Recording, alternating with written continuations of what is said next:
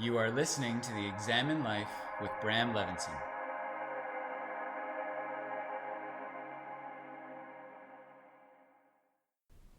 So hopefully you know by now that if I'm getting behind this microphone to do this, it's because there's something I think is worth sharing that is sort of simmering in my thoughts, and I need to get it out, get it to you. Hopefully it lands in a helpful way, and today is no different.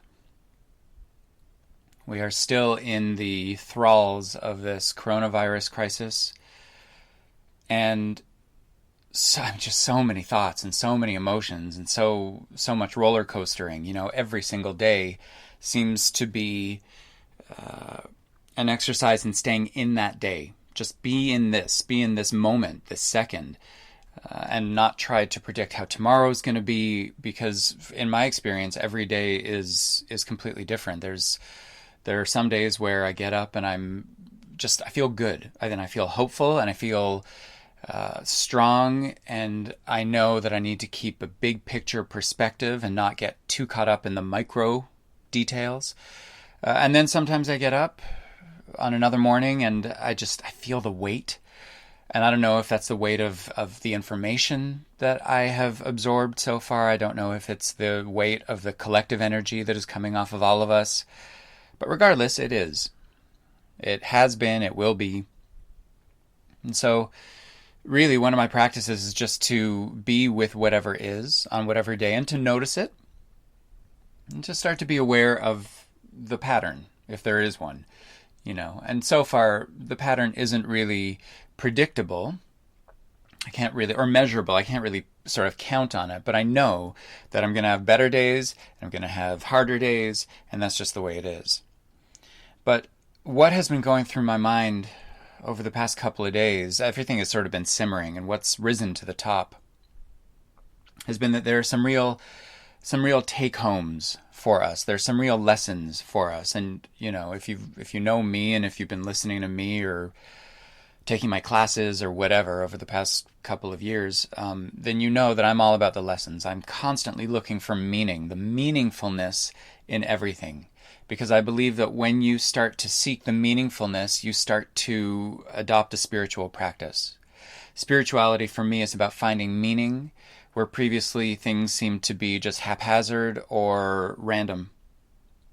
Because I do believe that everything has a thread that unites it with everything else. And I think that everything is interwoven. And so some of the take-homes that I think we should be absorbing, we should be applying, we should be remembering when this, extended moment in time is a memory, is that we live in an imperfect world. Okay, the world is imperfect, and things are going to unfold imperfectly, or perfectly, depending on what your spiritual outtake or outlook is, what your spiritual beliefs and perspectives are. But nonetheless, by and large, things are not perfect, and they never were meant to be, and they never will be. There are going to be hygiene and cultural practices that differ from geographical location to geographical location, and every now and again something is going to happen where pandemics are, sweeping the world, and they originated elsewhere, and we can easily blame someone or some culture across the world for it. But you know what? We're all going to have to deal with it. And tough shit, that's just the way it is. Politicians are going to act in their own best interests until doing so hurts their abilities to act in their own best interest, at which point then they'll pretend to give a shit about, the collective. And that's just the way it is. Things are going to seem unfair, despite no one ever having said that life would be fair. And that unfairness is going to create the illusion of inequality. And that inequality is going to instigate people to get loud and to advocate for what they believe in, and what they believe in may not be what you believe in or what I believe in, and that is going to create conflict and division. The default will be, and the default is already, that we suffer. And the work is going to be, and the work already is, to alleviate that suffering, to feel better. I mean, that alone is imperfect. The fact that by default, our minds tend towards what causes suffering instead of, by default leaning towards what helps us feel better. So by default, we have work to do. Life is about imperfection. Life is imperfection. but know that imperfection only exists in the vacuum of comparison and human expectation. Okay, so without our brains telling us what we should want, nothing would be unfair. It would just be. Things would just be. But all this to say that, one of the take-homes from this global crisis is that if we try to make our external world everything we want it to be to our detriment, we're not only going to fail, but we're going to suffer because of it. So absolutely, we can advocate for change. And yes, we can devote our lives to instigating those changes. But if we take on every single thing we believe is unfair about life, we are fucked.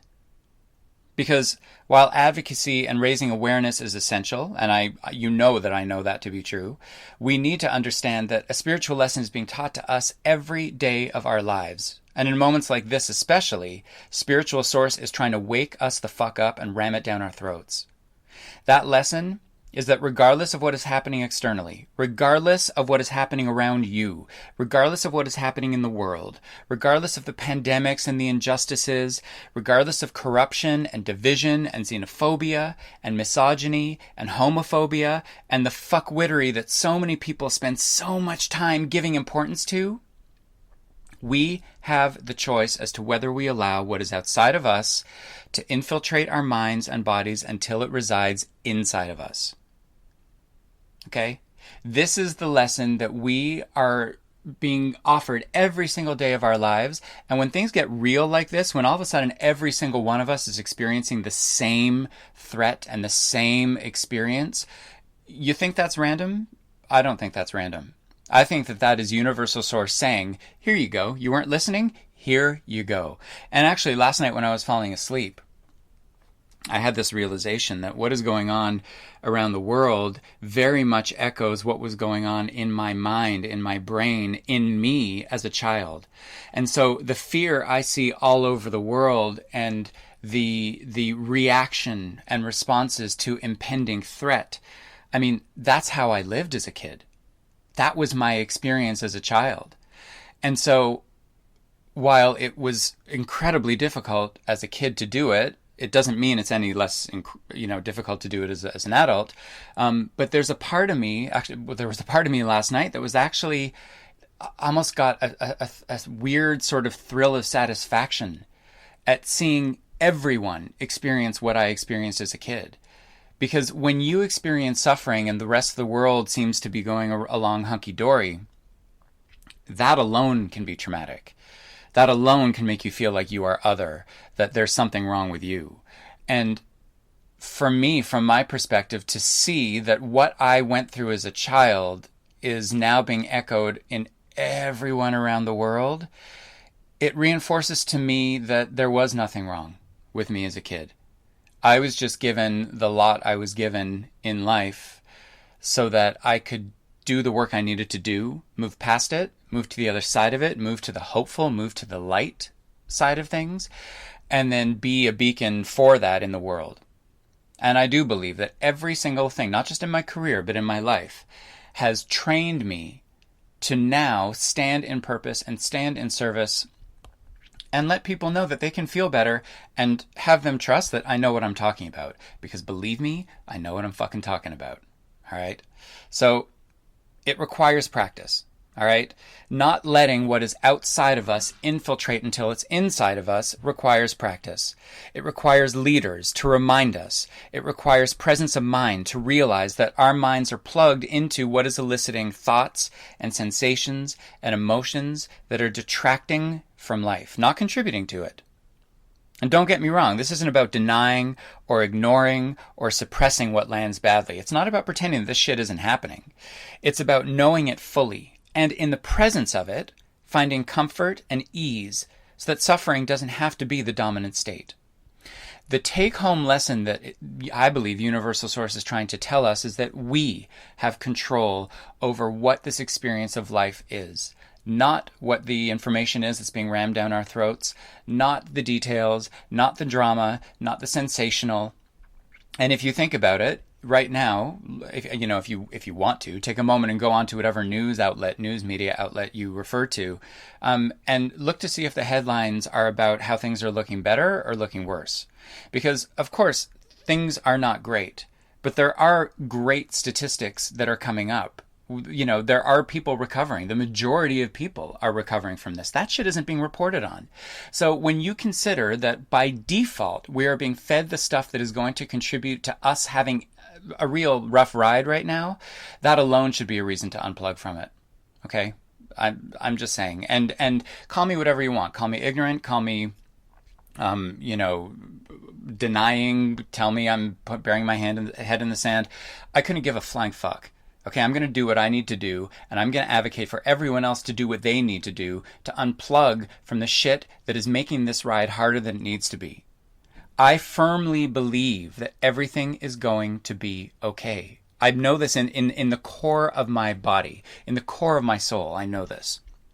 It was a bit of a realization that came up to me when I was in meditation a couple of days ago. And it's rare that I get that kind of communication or transmission where it's so clear, but it was clear, and I trust that. All right.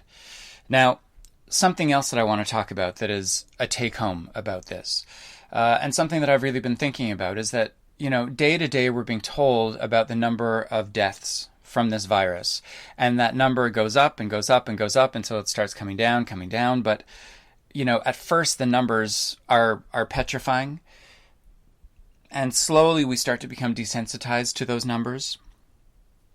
And I believe that that's a defense mechanism, an instinctual defense mechanism, so that we don't, get crippled by the fear and by the sadness and by, just the vibration of harm. But what I have found is really interesting is that we're now talking collectively about death and about huge numbers of people dying. And for a start, I've been talking about life and death for years. So for me, again, it kind of, I don't know, there's an odd sort of satisfaction in seeing this occur around the world, because now I feel like everybody's speaking my language, whereas before I kind of felt like I was the sort of fucked up unicorn, like on the side, on the periphery. But the fact that we're talking about all this, and the fact that it seems to be so cut and dry, this many people died, this many people died.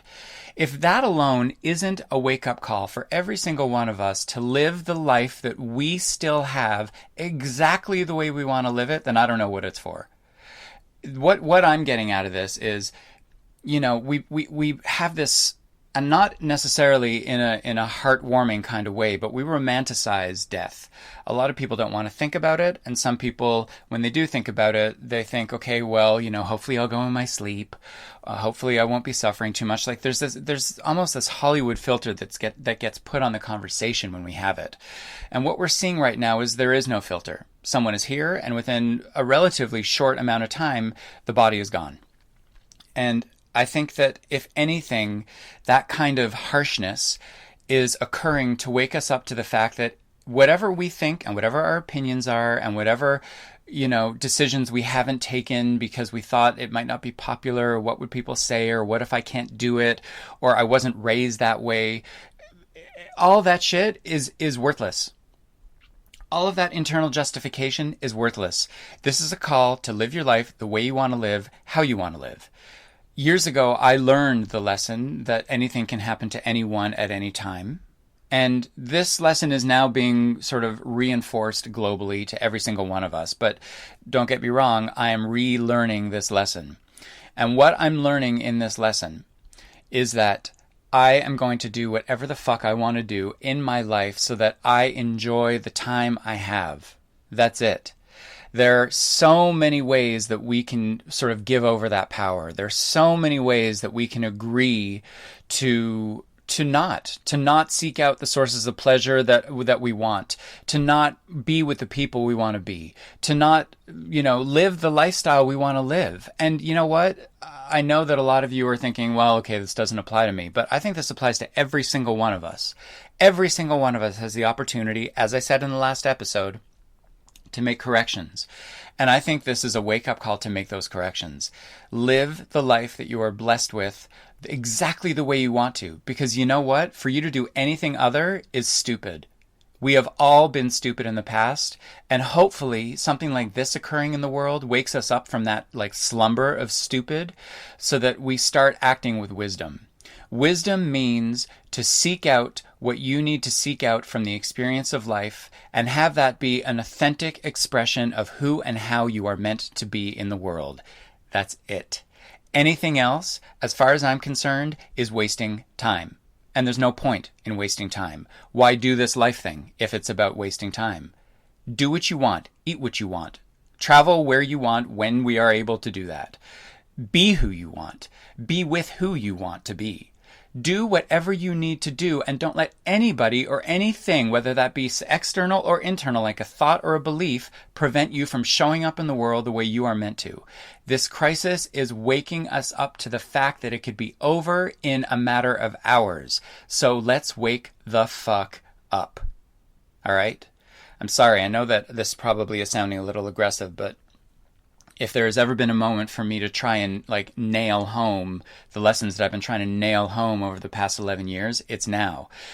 Because people are now listening. People who perhaps before weren't listening because, I have the label of yoga teacher sort of slapped on me, or meditation teacher, or Hindu teacher, or Hinduism teacher, whatever. And a lot of people, that's not the language they speak. And so it's easy to dismiss. Well, you know what? All of those things, forget about the labels that have been affixed to me. I've been talking about life and death for 11 years. So, and I've been working with it for my entire lifetime. So now is a time to tune the fuck in. And now is a time to give a shit. And now is a time to not even care if I'm swearing too much, but to pay attention to the content of what I'm trying to get across. Because the swearing is for emphasis. And if that's the shit that you're focusing on, you need another podcast. All right? Time is short. I'm not going to make excuses. Get on with it.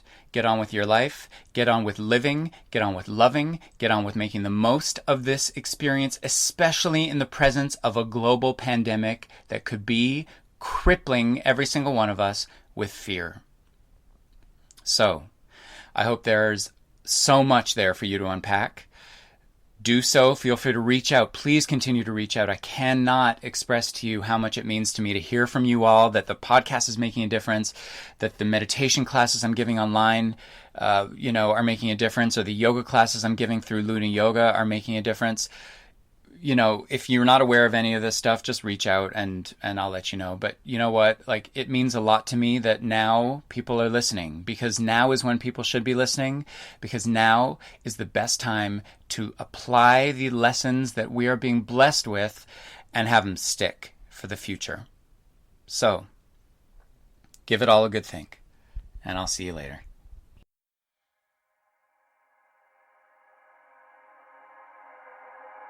This has been the Examine Life with Bram Levinson.